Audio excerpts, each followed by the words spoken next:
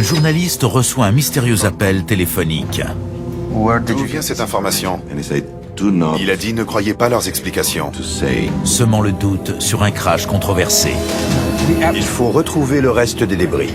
Des rumeurs de complot circulent. Le système judiciaire ne nous a pas cru. Et la thèse de l'accident est écartée. C'était une bombe. On compte 81 victimes. L'appareil s'est subitement brisé en morceaux.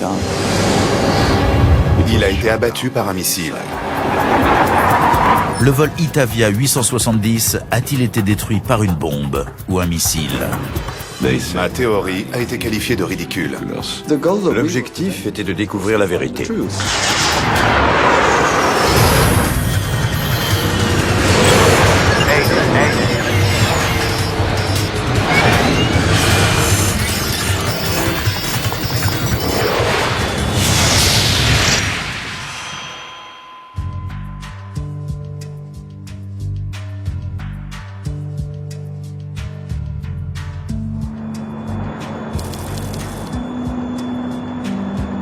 Dans les derniers rayons du couchant, un DC-9 de la compagnie Itavia vole au-dessus de la Méditerranée à une altitude de 29 000 pieds, environ 8 800 mètres. Vol 870, suivons le cap 290. Bien reçu. Continuez vers Ponza. Rome, vol 870. Aux commandes de l'appareil se trouvent Domenico Gatti, le commandant de bord, et Enzo Fontana, le copilote. L'équipage était très expérimenté. C'est le genre de pilote que l'on aime voir aux commandes quand on s'apprête à monter dans un avion. Et le vol lui-même était court, très simple à effectuer. Il y a 77 passagers à bord, dont le journaliste Alberto Bonfietti, qui va retrouver sa famille à Palerme.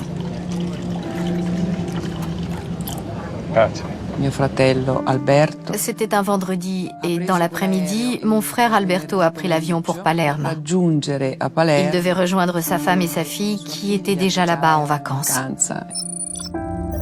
De Bologne à Palerme, le vol dure environ 1h30. À mi-chemin cependant, Enzo Fontana, le copilote, rencontre un problème de navigation. Je n'ai aucun signal. Essaye, Ponza. Rien. Les balises de navigation qui doivent normalement guider l'appareil jusqu'à Palerme semblent muettes. Vol 870, Rome. Je ne reçois aucun signal. Les balises ne fonctionnent pas. Il y a une panne. Quel est votre cap? 1, 9, 5. En l'absence de balises, les pilotes ont besoin d'être guidés par le contrôle aérien. Il faut changer de cap. Virez à droite. De 15 ou 20 degrés. Ok, cap 210. L'appareil vire sur la droite et rencontre une zone de turbulence. Les turbulences à haute altitude, c'est comme rouler sur une route avec des nids de poules.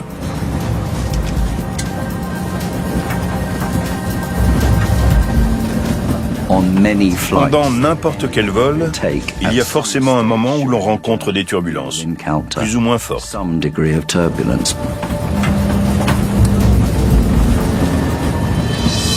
Dans l'espoir de trouver des conditions de vol plus confortables, les pilotes décident de descendre un peu.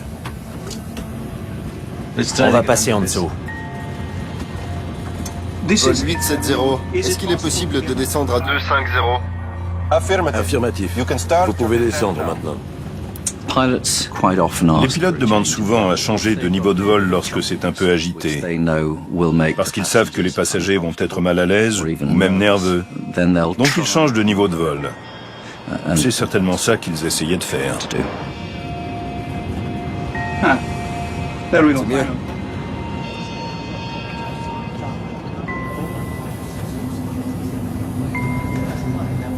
Puis, une autre bonne nouvelle. J'ai le signal de Palerme. Les balises de navigation fonctionnent de nouveau. J'ai le signal de Télémétrie. Bien. Rappelez-nous pour la descente. Merci. À tout à l'heure. Vol 8. 7-0. Le contrôle aérien n'attend plus de contact avec les pilotes jusqu'au début de la descente vers Palerme.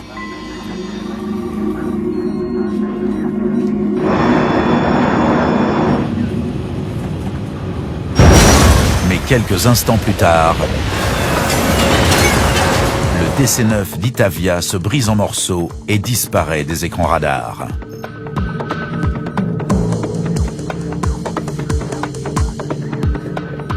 Itavia 870, Rome.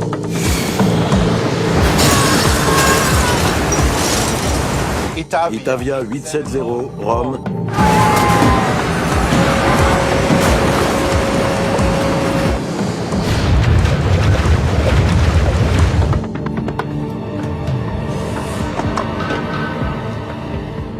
Un vol a disparu.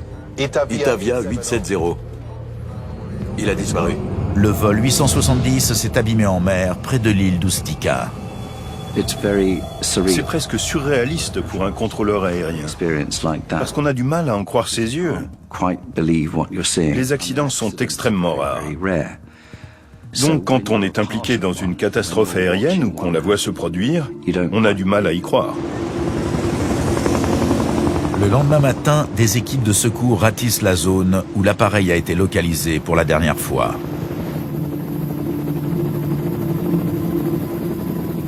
Les familles qui attendent à l'aéroport sont seulement informées que l'appareil est porté disparu. La première chose qu'on nous a dite, c'était que l'avion était présumé disparu. Très vite, le pire scénario est confirmé. Il n'y a, semble-t-il, aucun survivant. Alberto Bonfietti compte parmi les victimes 81 passagers et membres d'équipage.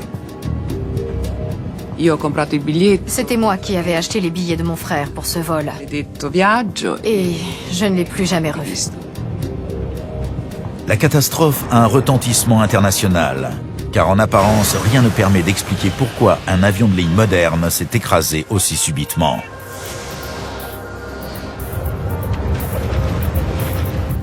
Andrea Purgatori est un journaliste reconnu du quotidien de référence italien. En 1980, j'étais reporter d'investigation pour le Corriere della Sera, qui était et est toujours le journal le plus important en Italie. Le soir du crash, il reçoit un appel stupéfiant. J'ai reçu un coup de téléphone de Rome, d'un contrôleur aérien. D'où vient cette information? Il a dit: je ne peux pas vous parler longtemps sur cette ligne, mais ne croyez pas leurs explications, parce que l'appareil a été abattu par un missile. Cet appel mène le journaliste sur une piste controversée. Le vol 870 aurait été abattu par erreur durant un affrontement entre des avions de l'OTAN et des chasseurs libyens. La tension était très forte en Méditerranée. C'était comparable à la situation qu'on peut trouver avant une guerre. En 1980, la Méditerranée est une zone sensible. L'Italie se trouve juste en face de la Libye, alors mise au ban des nations en raison du soutien du colonel Kadhafi au terrorisme international. À cette époque, Kadhafi était comme Saddam Hussein ou Ben Laden pour les États-Unis et la plus grande partie du monde occidental. La tension politique entre l'Occident et la Libye a-t-elle coûté la vie à 81 victimes innocentes? Oui, je peux garantir votre anonymat. Andrea Purgatori est convaincu d'avoir un scoop. Pour un journaliste, c'est le genre d'affaire qui ne se présente généralement pas plus d'une fois dans une vie ou dans une carrière. Prenons rendez-vous. Il faudra pourtant plus de 30 ans pour découvrir la vérité sur ce qui restera dans les mémoires comme la tragédie d'Ustica.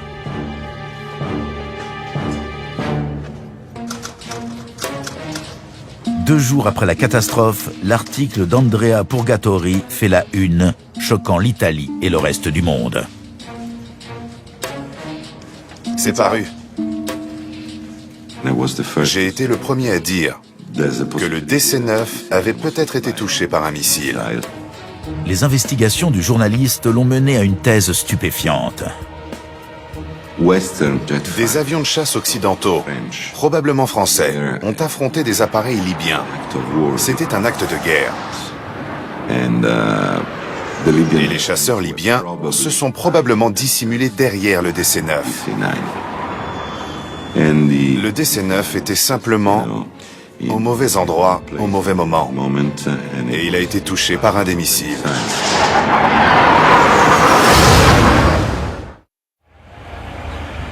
Le gouvernement italien réfute la théorie du missile avancée par les médias et lance une enquête officielle pour découvrir la cause du crash.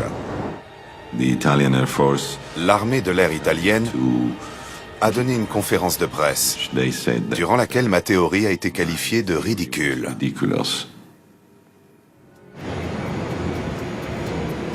Les corps de 38 victimes sont retrouvés en mer.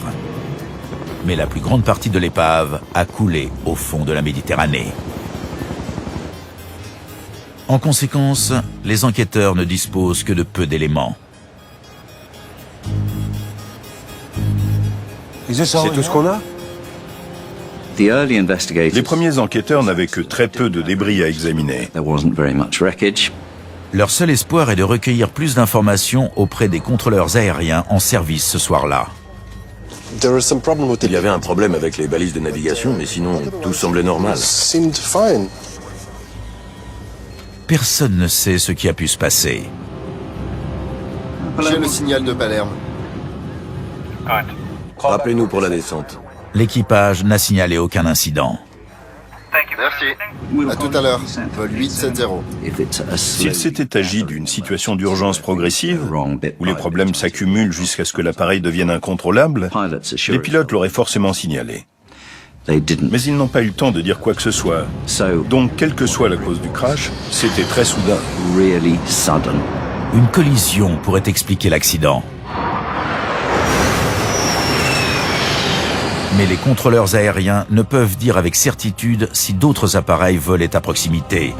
Leur radar était réglé pour suivre les avions de ligne. Des engins plus petits ont pu leur échapper. Je n'ai rien vu d'autre.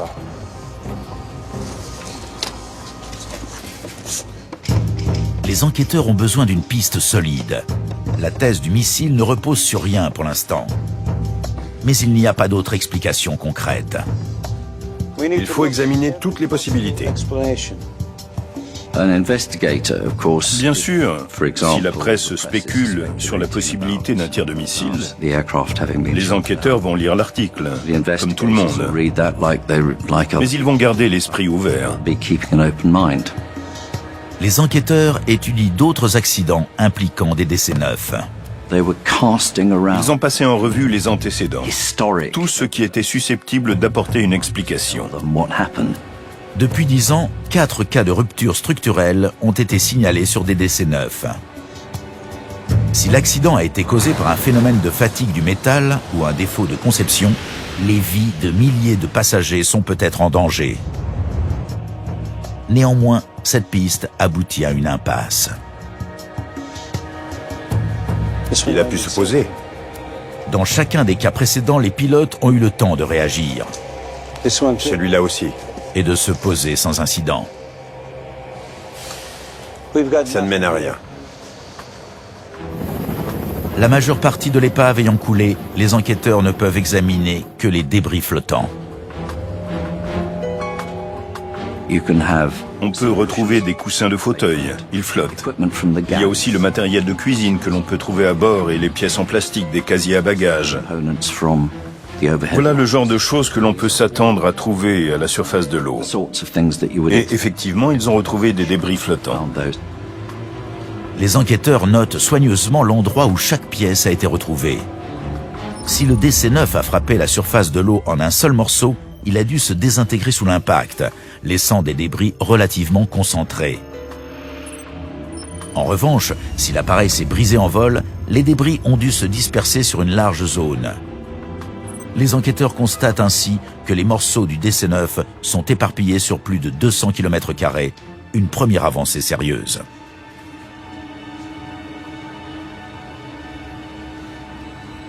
Il a dû se briser en vol. L'équipage a été pris au dépourvu, les contrôleurs aériens aussi. L'appareil s'est subitement brisé en morceaux en plein ciel. Les enquêteurs examinent les débris en cherchant des signes de collision avec un autre appareil. Ils ne trouvent rien. Et les spéculations sur la piste du missile se renforcent. Effectivement, il y a eu beaucoup d'articles dans les journaux et la télévision. Les médias en ont beaucoup parlé. Les enquêteurs espèrent qu'un examen détaillé des images radars leur permettra d'établir si d'autres appareils volaient à proximité. John McIdle, expert américain du NTSB, le Conseil national de la sécurité des transports, est sollicité pour participer à l'enquête. Bien, on va voir ce que ça donne. Ancien pilote de la Navy et expert en radar, il est parfaitement qualifié pour cette affaire. Les États-Unis ont l'obligation d'aider d'autres pays à mener l'enquête sur un crash qui s'est produit sur leur territoire si l'appareil était de fabrication américaine. En l'occurrence, il s'agissait d'un Douglas DC-9. John McIdle étudie une version améliorée des images radars plus détaillée que ce que les contrôleurs aériens pouvaient voir sur leur écran. J'ai reçu des impressions des images radars, avec notamment le code de transpondeur de ce DC-9. On dirait qu'il s'est brisé ici. Voilà les débris. Un radar émet des ondes radio qui sont réfléchies par les objets solides. Lorsqu'un avion se brise, chaque morceau génère son propre signal ou écho. Si les radars des contrôleurs aériens sont réglés pour détecter les avions de ligne, ils peuvent aussi repérer d'autres objets. Je veux voir ça de plus près. En fin de compte, plusieurs écho-radars apparaissent. Donc il y avait beaucoup de choses à voir. John McIdle ne voit aucun indice de collision. Et là, c'est quoi? Mais il repère une anomalie. À l'ouest du vol 870 apparaissent 3 écho-radars non identifiés. L'expert américain arrive à une conclusion étonnante. À cette altitude et compte tenu de la vitesse, je dirais que c'est un chasseur. Il a vu des traces d'un autre avion, qui n'était pas un appareil civil. En venant de l'ouest, à cette heure de la journée, il ne pouvait pas le voir. Il est arrivé avec le soleil derrière lui, une tactique de combat classique. Éblouis par le soleil, les pilotes du DC-9 n'avaient presque aucune chance de voir l'appareil approcher. J'ai dit qu'il était possible qu'un autre appareil ait tiré quelque chose. Il était tout à fait clair qu'un chasseur avait tiré un missile. L'analyse de John McIdle rend la piste d'un combat aérien plus crédible que jamais. Par ailleurs, l'épave d'un avion de chasse est retrouvée dans le sud de l'Italie 3 semaines après la catastrophe. L'appareil est un MiG libyen. Cette découverte renforce les doutes et accrédite la thèse du missile. Selon moi, des chasseurs français qui avaient décollé de la base de Solenzara en Corse ont intercepté des appareils libyens. Et il y a eu un acte de guerre. Selon Andrea Purgatori, la carcasse de chasseurs confirme que le vol 870 a été la victime collatérale d'un accrochage tenu secret entre des appareils de l'OTAN et des MiG libyens. Est-ce que les Français ont tiré sur les Libyens? Ou est-ce que les Libyens ont tiré sur les Français? C'est difficile à dire. En tout cas, les Français ont dû poursuivre l'appareil libyen jusqu'à ce qu'il s'écrase sur le flanc d'une montagne en Calabre, dans le sud de l'Italie.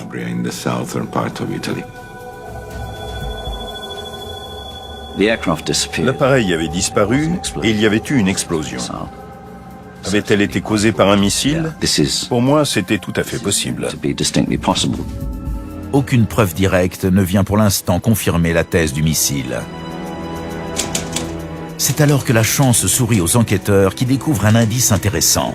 Un bout de métal incrusté dans le corps d'une victime. S'ils parviennent à identifier sa provenance, peut-être la cause de l'explosion pourra-t-elle être établie. Faut que je vous montre quelque chose. Les enquêteurs italiens se rendent à Washington avec le bout de métal. Bienvenue à Washington. Alors, c'est ça? Il sollicite l'aide de John McIdle pour l'identifier. Ok, voyons voir ça. C'est à peu près grand comme ça, de la taille d'un stylo, légèrement courbe et plat d'un côté. Alors, d'où est-ce que tu peux bien venir? Ce bout de métal avait été retrouvé dans la cuisse d'un passager. Et le NTSB avait les plans complets du DC-9, avec le schéma des pièces. En me basant sur ma connaissance des missiles, j'ai commencé à chercher au milieu de l'appareil. Le type de métal suggère un débris provenant de l'extérieur de la cabine. Peut-être les logements de train. Nous avons regardé les deux logements de train en essayant de retrouver ce bout de métal avec cette courbe caractéristique. La suivante. Cela correspondait à une pièce du logement de train droit.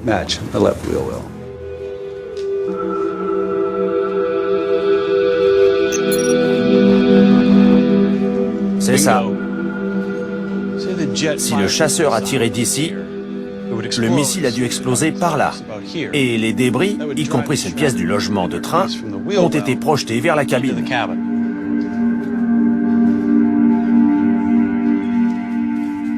Pour moi, c'était concluant.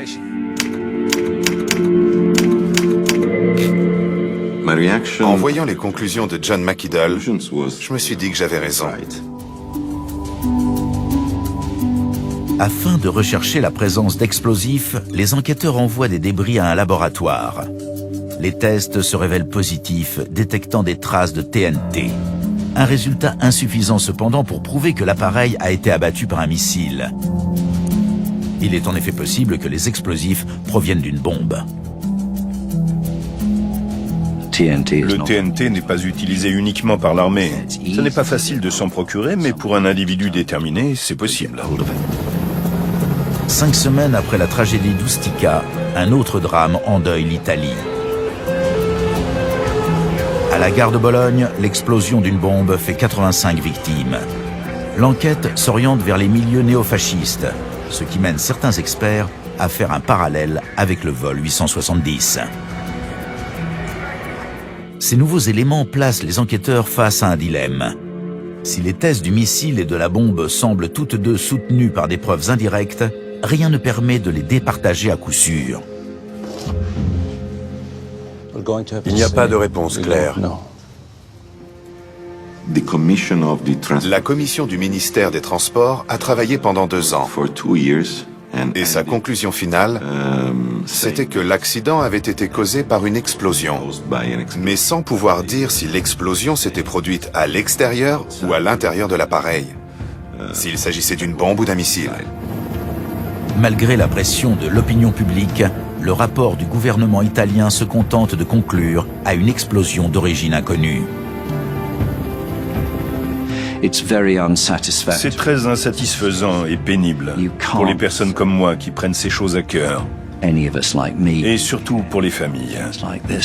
Parce qu'elles ne peuvent pas vraiment faire leur travail de deuil. Daria Bonfietti continue d'exiger des réponses et elle n'est pas seule dans son combat. Sous notre direction, un groupe d'intellectuels a écrit au président italien en demandant pourquoi on ne connaissait pas la vérité sur cet accident. Et nous demandions que tous les obstacles soient levés pour que la vérité puisse sortir au grand jour. La pression se révèle payante. 5 ans après la première enquête, le gouvernement italien accepte de lancer de nouvelles investigations.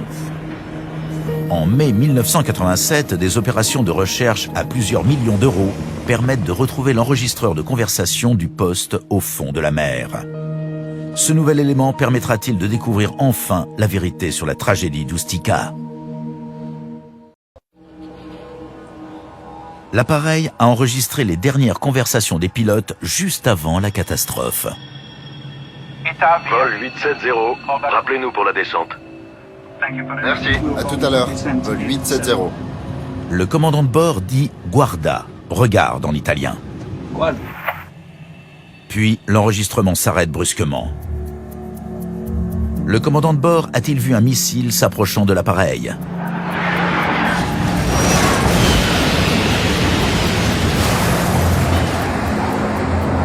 C'est ce que dirait n'importe qui s'il voyait un objet très étrange approcher.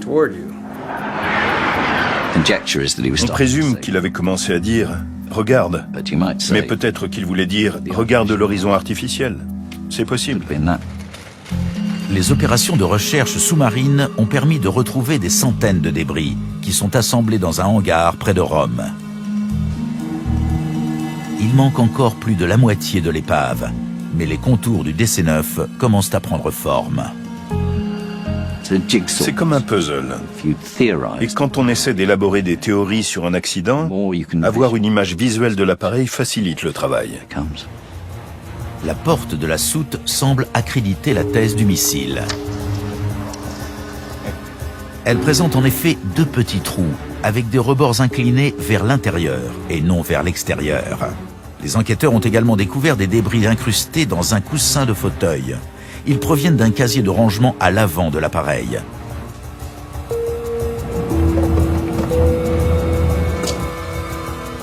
Si un missile a explosé à l'avant, des débris ont peut-être été soufflés vers l'arrière. Néanmoins, il manque encore trop de morceaux pour arriver à une conclusion définitive. On n'a pas grand-chose. Il y avait des débris et il y avait les images radars. Mais ce ne sont pas les éléments principaux.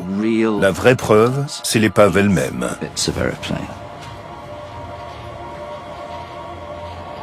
Les enquêteurs italiens sont soumis à une énorme pression pour arriver à une conclusion. Les gens exigeaient de savoir exactement ce qui était arrivé à cet appareil. Ça colle avec le missile. Les enquêteurs décident d'engager leurs responsabilités. En 1989, le deuxième rapport conclut à une explosion probablement causée par un missile tiré par un appareil non identifié.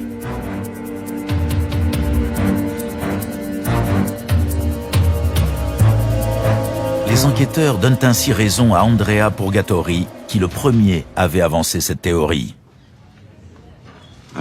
J'avais raison. J'avais raison d'avoir mené l'enquête et d'avoir reconstitué petit à petit la vérité. Une vérité qui s'avérait possible. C'est seulement à partir de ce moment-là que nous, les familles des victimes, nous avons commencé à dire que le DC-9 avait été abattu par un missile. À peine un an plus tard, cependant, toute l'enquête s'effondre à la stupéfaction générale. Deux des experts italiens se rétractent, justifiant leur décision par le manque de preuves en faveur de la théorie du missile. On repart de zéro. Il est assez rare d'avoir aussi peu de certitude au sujet d'un accident. C'est vraiment un cas extraordinaire de ce point de vue-là. Le gouvernement italien décide de lancer une troisième enquête afin de répondre une fois pour toutes à cette question. L'explosion du vol 870 a-t-elle été causée par un missile ou par une bombe? Un groupe international d'experts est constitué. Il comprend notamment Frank Taylor, enquêteur britannique très expérimenté. On va s'installer là-bas. D'après ce que l'on nous avait dit, l'objectif était de découvrir la vérité.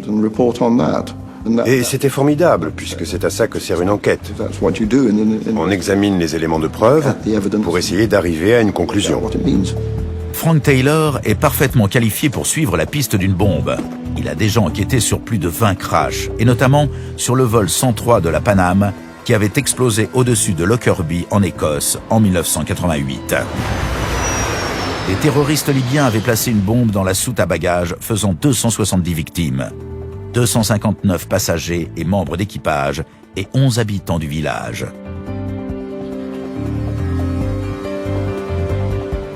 Göran Lilja, un expert suédois, rejoint l'équipe de Frank Taylor.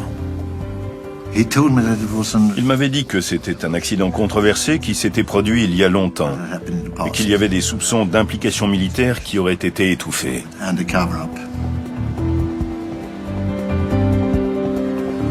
Frank Taylor constate immédiatement que la plus grande partie des débris n'a pas été retrouvée. C'est tout ce qu'on a? Nous étions surpris que les enquêtes précédentes aient pu arriver à une conclusion, quelle qu'elle soit. En dehors du fait qu'il y avait eu une explosion quelque part. D'abord, il faut retrouver le reste de l'appareil. Il faut persuader le gouvernement italien de financer de nouvelles recherches. Oui, je reste en ligne. Des opérations qui risquent de coûter des millions, sans garantie de résultat. Il faut retrouver le reste des débris. Compte tenu des enquêtes précédentes, nous avions besoin d'examiner le reste de l'épave. Et nous l'avons dit très clairement. Il est impossible d'arriver à une conclusion si on ne retrouve pas plus de débris. Oui, d'accord. Merci beaucoup. Au revoir. Durant l'enquête de Lockerbie, Frank Taylor avait justement participé à la conception d'un logiciel consacré à la recherche de débris sur une large zone. Il y a deux facteurs à prendre en compte. La distance parcourue par un débris dans la direction où l'appareil volait à l'origine, et ensuite il y a l'effet du vent qui souffle dans une direction ou une autre. Mais l'ordinateur peut calculer cela très facilement. Frank Taylor convainc les autorités italiennes que son logiciel permettra de retrouver plus de débris. Ok. Altitude, environ 24 000 pieds. Les nouvelles opérations de recherche reçoivent le feu vert. Le vent soufflait vers l'ouest, à 100 nœuds environ. Mais Frank Taylor n'a pas le droit à l'erreur.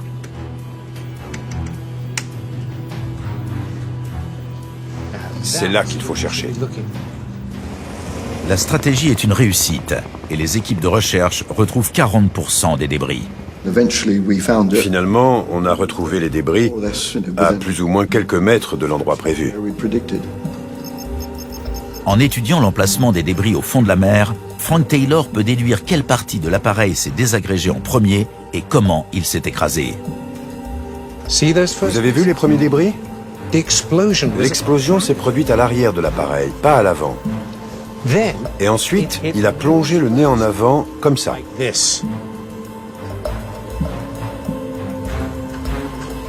La carcasse reconstituée semble confirmer cette hypothèse, car les débris sont beaucoup plus petits à l'avant de l'appareil. Si un avion frappe l'eau en descendant en piqué avec une vitesse très élevée, les conséquences sont catastrophiques pour la structure de l'appareil. C'est presque comme s'il s'écrasait à flanc de montagne contre du granit.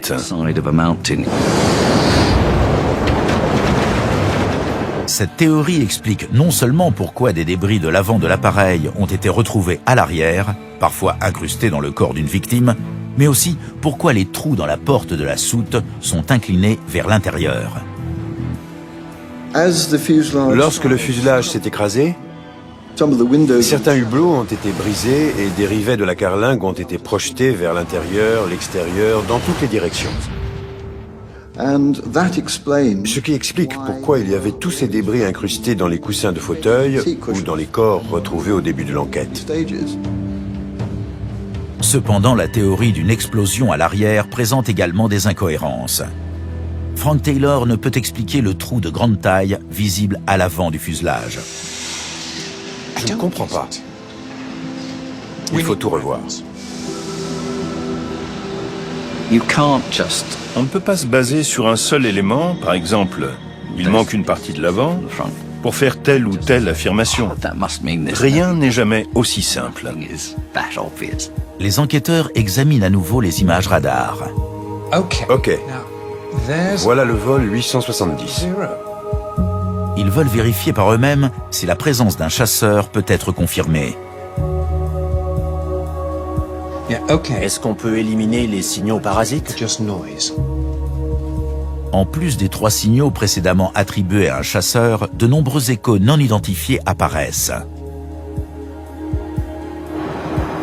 Les échos radars inexpliqués sont un phénomène courant. Il y avait beaucoup d'autres échos non identifiés dans la zone. Mais il se trouve que ces 3-là étaient probablement les seuls qui pouvaient faire penser à la présence d'un autre appareil. Selon Frank Taylor, les échos attribués par John McIdle à un autre appareil seraient en réalité des débris du vol 870. Ça, je vais vous dire ce que c'est. C'est notre appareil. Et là, ce sont des débris. L'enquête est dans une impasse. Si la piste d'un second appareil semble discréditée, il n'y a toujours aucune preuve de la présence d'une bombe à bord.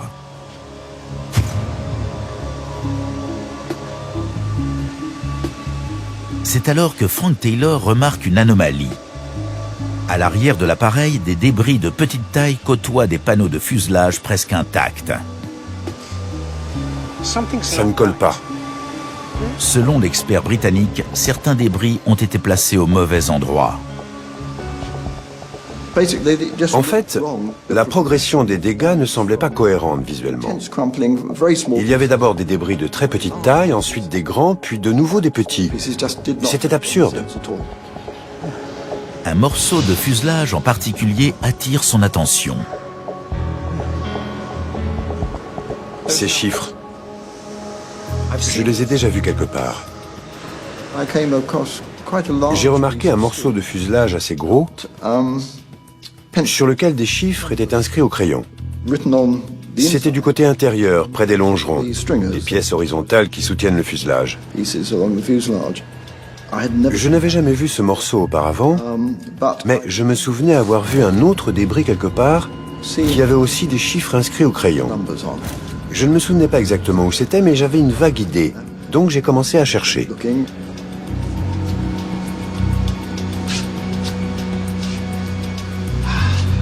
C'est là. Vous pouvez enlever ce morceau, s'il vous plaît? Finalement, je l'ai trouvé à l'avant du fuselage. Et les chiffres se suivaient, entre le morceau qui était à l'avant et celui qui était à l'arrière. Un peu plus bas, plus bas. Encore un peu. Voilà, c'est ça. C'est là qu'il faut le mettre. Parfait. Est-ce que vous pouvez les fixer? C'était le premier morceau et ça nous a mis en confiance pour continuer. On savait que ça allait marcher. Après vérification, les débris sont tous déplacés au bon endroit. Et le trou à l'avant qui ressemblait à un impact de missile disparaît. On voyait très clairement qu'aucun missile n'avait explosé à l'endroit désigné par les commissions précédentes au début de l'enquête. Nous avions récupéré la plus grande partie du fuselage, donc un impact de missile aurait dû être visible quelque part. Mais il n'y avait rien du tout. Le travail de réassemblage révèle un nouveau trou à l'arrière, apparemment causé par une bombe. Voyons voir. Ça, on sait ce que c'est. Les enquêteurs examinent d'autres débris de cette partie de l'appareil. Regarde ça. Le lavabo en acier a été déformé par une explosion provenant du bas. Exactement ce que l'on pourrait s'attendre à voir si une bombe avait explosé dans les toilettes. Tous les nouveaux éléments indiquaient qu'une explosion s'était produite à proximité des toilettes. Frank Taylor et son équipe ont enfin rassemblé suffisamment d'éléments pour établir la cause de la catastrophe.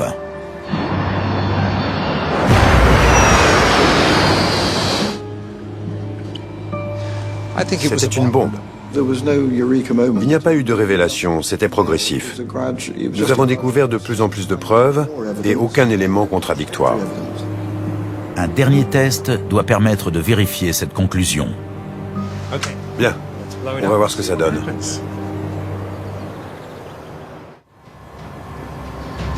Ok, on y va. Afin de vérifier la thèse de la bombe, les enquêteurs ont placé des explosifs dans des toilettes de DC-9. 3, 2, 1. Si les débris se révèlent similaires à ceux du vol 870, allez, on va voir ça. La thèse de la bombe sera fortement confortée. Les dégâts causés sont caractéristiques. Les enquêteurs retrouvent des débris dans un état presque identique à ceux du vol 870. Il faut mesurer ça, s'il vous plaît. Pour nous, il n'y avait absolument aucun doute. Bien que les éléments de l'enquête ne permettent pas de savoir qui a placé la bombe, son emplacement dans l'appareil est désormais bien établi.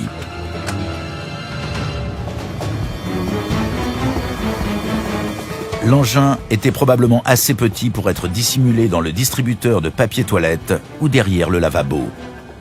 On peut mettre quelque chose dedans, et c'est très près du fuselage de l'appareil. En se basant sur les débris de l'appareil, leur emplacement et les images radars, les enquêteurs peuvent désormais reconstituer les derniers instants du vol 870. Vol 870. Rappelez-nous pour la descente. Merci. À tout à l'heure. Vol 870.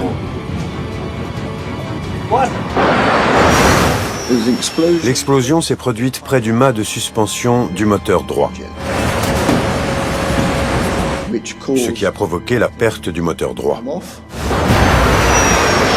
En moins de 10 secondes, l'appareil se brise en morceaux. Puis, il s'abîme en mer. En 1994, l'équipe de Frank Taylor rend sa conclusion après 4 ans de travail. Une bombe et non un missile est à l'origine du drame. Et pour la première fois, les enquêteurs affirment détenir des preuves indiscutables. Toutes les conclusions rendues par l'équipe de Frank Taylor étaient basées sur des preuves concrètes, des éléments matériels solides. Il n'y a pas eu de spéculation ni d'hypothèse. Le rapport de Frank Taylor met un point final à l'enquête technique sur la tragédie d'Ustica. Néanmoins, en Italie, sa conclusion est éclipsée par une procédure judiciaire qui se focalise uniquement sur la théorie du missile depuis le début. En Italie, le système judiciaire semblait faire peu de cas de l'enquête technique. On nous a dit que notre rapport n'apportait rien. Le système judiciaire italien trouvait les conclusions de Frank Taylor gênantes. Je ne pense pas que l'on ait donné l'ordre de ne pas publier le rapport. La décision a tout simplement été prise de ne pas le faire. Malgré les preuves scientifiques, la majorité des Italiens croient toujours à la thèse du missile. L'opinion publique était beaucoup plus intriguée par la possibilité que l'affaire avait été étouffée à la suite d'un complot politico-militaire. En 2013, durant une audience visant à déterminer la responsabilité financière de l'accident, la Cour suprême italienne statue en faveur de la thèse du missile, condamnant le gouvernement à verser 100 millions d'euros aux familles des victimes. Pour ceux qui ont perdu un proche, cette décision est un soulagement. Mais des éléments importants semblent avoir été ignorés. Je suis désolé, mais l'Italie est un endroit épouvantable pour mener l'enquête sur un accident d'avion. On a plus de chances de découvrir la vérité presque n'importe où ailleurs dans le monde. Pour l'expert aérien Frank Taylor, les preuves parlent d'elles-mêmes. Nous avons pu établir clairement que quelqu'un avait placé une bombe. Mais personne dans le système judiciaire ne nous a cru apparemment. En conséquence, il n'y a pas eu d'enquête pour savoir qui était responsable, ni pourquoi cet attentat avait été commis, autant que je sache. En tant qu'ingénieur et enquêteur, je ne comprends vraiment pas pourquoi on se préoccupe d'autre chose que la vérité.